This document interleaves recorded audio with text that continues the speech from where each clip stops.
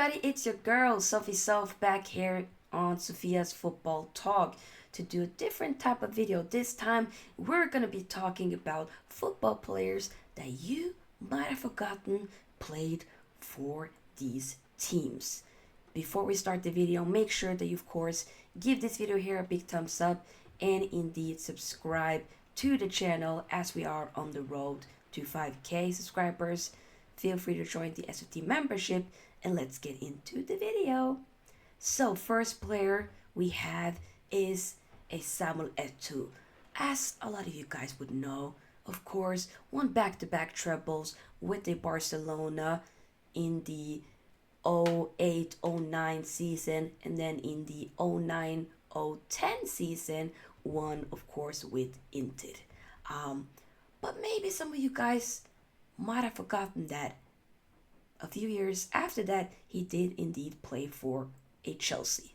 He signed a one-year deal for Chelsea back in 2013. He scored his first goal for Chelsea on October 19, 2013 against Cardiff.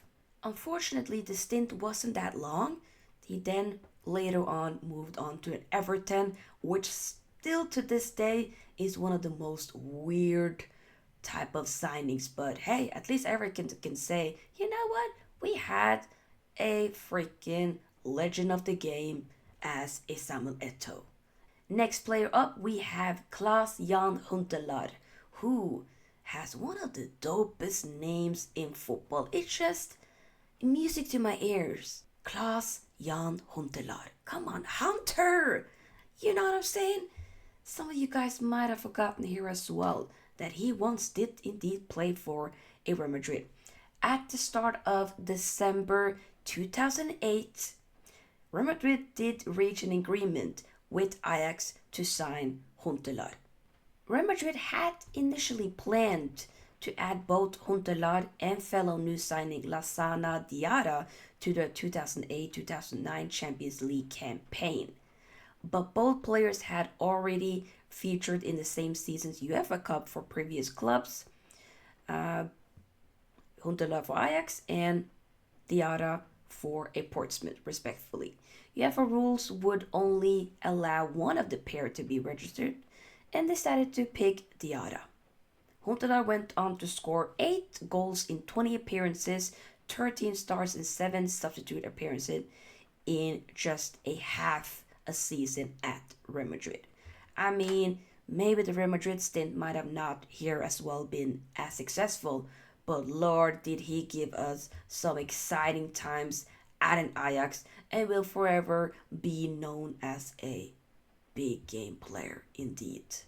Moving on to an Arsenal, we got Lukas Podolski, who, I mean, I am a United supporter, but there are players that play for other clubs that I'd be like, I kind of like you know, and Lukas Podolski also kind of like, he kind of hobby material as well, to be fair. So this is a guy that came into Arsenal April 2012, officially announced that he signed a long-term deal. Podolski began playing as a centre forward, starting with the 1-1 draw versus Man United. Podolski then scored twice in a 4-1 victory over Wigan Athletic, which made sure that Wigan got relegated that same season from the Premier League. Podolski ended his first season in Arsenal with a total of 16 goals and 11 assists. Huge. I mean, hey, Podolski was a wonderful player to watch. Annoyed me that he played for an Arsenal, but it's a player that sometimes people might not always remember. Maybe more so for that Bayern, for that Germany national team that won back in the World Cup 2014. But for an Arsenal, guy was cooking. Indeed. Another one that might not be super memorable is the Belgian international Nasser Chadli, who played for Spurs. Chadli made his Premier League debut on August 18, the first match of the 2013-14 season against the Crystal Palace in a 1-0 win. Chadli earned more than 60 caps for Belgium and represented the nation at the FIFA World Cup in 2014 and 2018, as well as the UEFA Euro in 2020. Um, I think it's one of the players that I enjoyed watching, and to be fair, also quite not too bad on the eyes as well, if you know what I'm saying. Lampard, known as a Chelsea legend, but do any of you guys recall him playing for Man City at some point? Yes, back in 2014, Frank Lampard was actually a Man City player, or technically, there was some type of controversy with New York City FC as he was supposed to be an MLS player. Didn't really work out, but ended up playing and having at least, what, a season or so for Man City. And then after that, going to a New York City FC. Um, what we mostly remember him for is, of course, Chelsea, but sometimes it is a little bit funny reminiscing, going back and being like, you know what? Damn, you did actually play for a Man City. Indeed. Gerard Piqué is known as like one of the Barcelona legends, right? Center back, proper, solid, but has any of you actually really thought about the fact that before his Barcelona senior career, he actually played for Man United? Back in 2004 to 2008, Gerard Piqué was a Red Devil.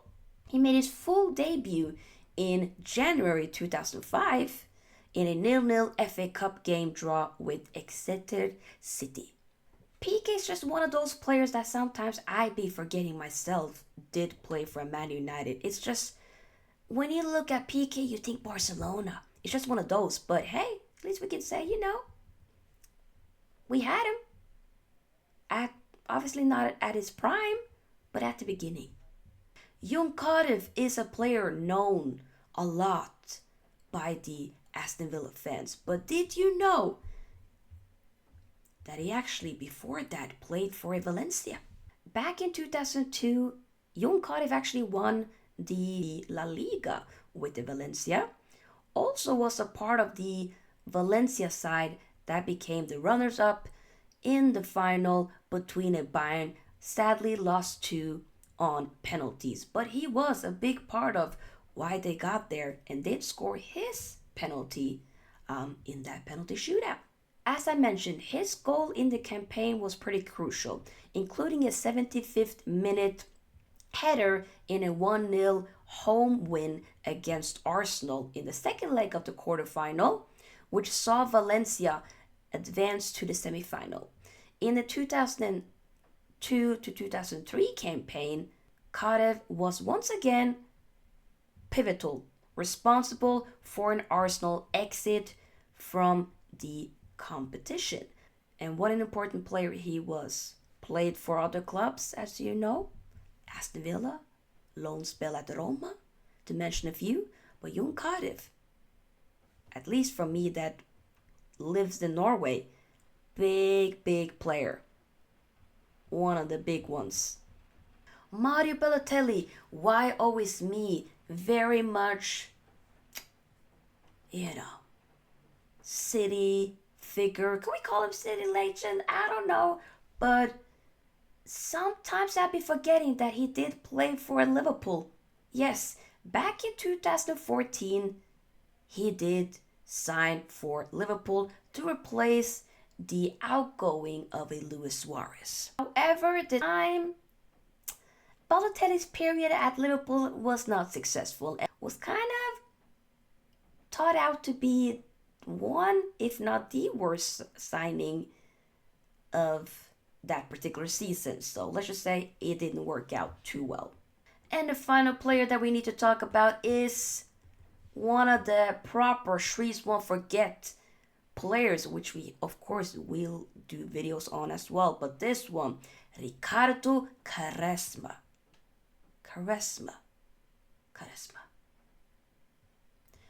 This guy, proper baller. Should have done and been a, like one of the legends. That's how we should be talking about him. But unfortunately, that has not been the case.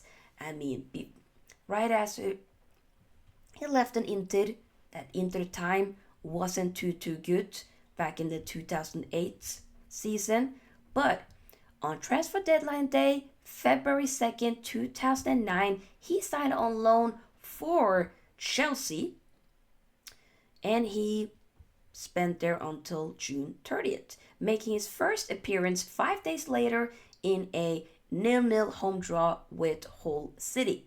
He then had to return to an Inter despite attempts by the club to offload him. He inherited the number 7 shirt following the retirement of a Luis Figo season. He only made about 11 appearances in the league without scoring. But hey, he gave us some good times. I mean, I remember for the Portugal national team, joy to watch. But hey, this was him before the hair went. But yeah, I hope that you guys enjoyed this video. Let me know your players that the rest of us might have forgotten play for these type of teams, different teams, whatever it might be. Just let me know if you want to see a part 2. Like this video, subscribe to the channel, and I'll see you guys in the next video. Peace out. Sofia out. Bye bye.